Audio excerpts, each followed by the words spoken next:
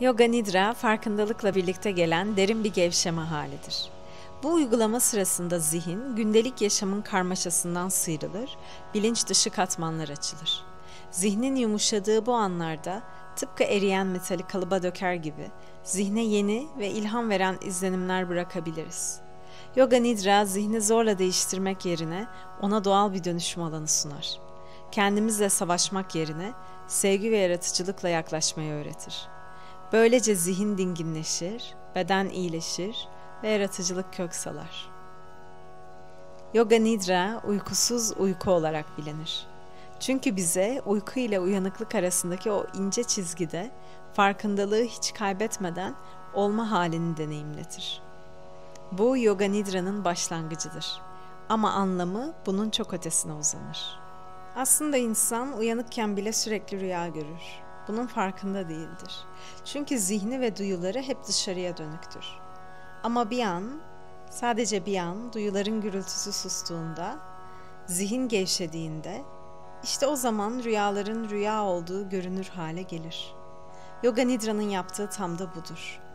Bilinçaltının kapılarını sessizce aralar.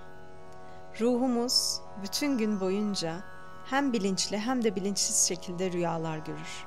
Geceleri gördüğümüz rüyalar bunun sadece küçük bir parçasıdır. Burada insanın tüm gün boyunca hem bilinçli hem bilinçsiz şekilde rüya görür ifadesi aslında Vedanta ve yogik felsefeye göre insanın gerçek doğasına ve zihnin işleyişine dair derin bir kavramı anlatıyor. Gelin bunu birkaç açıdan inceleyelim. Vedanta'ya göre tek bir bilinç vardır ve bu bilinç 3 farklı deneyim halinde kendini gösterir. Jagrat, uyanıklık hali. Duyularımızla dış dünyayı algıladığımız hal. Svapna, rüya hali. Zihnin kendi iç dünyasında görüntüleri, hikayeleri ve düşünceleri yarattığındaki hal. Şuşupti, derin uyku hali. Ne düşünce ne de rüya. Bilinç dışarıya ya da içeriye yönelmez. Ama saf bilinç var olmaya devam eder. Tüm gün boyunca rüya görüyoruz demek, aslında uyanıklık halinde bile zihnin sürekli bir projeksiyon yaptığına işaret eder.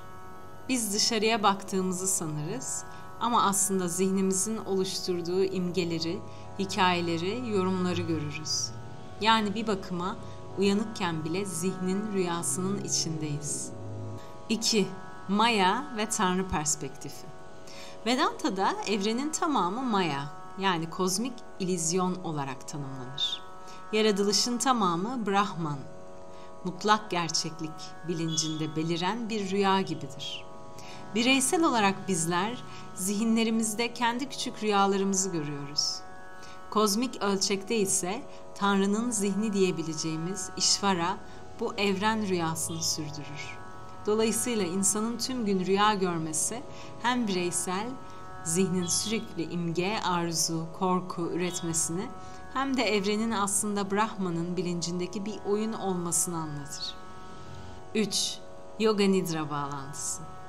Yoga Nidra bu rüya katmanlarının ötesine geçmek için bir kapıdır.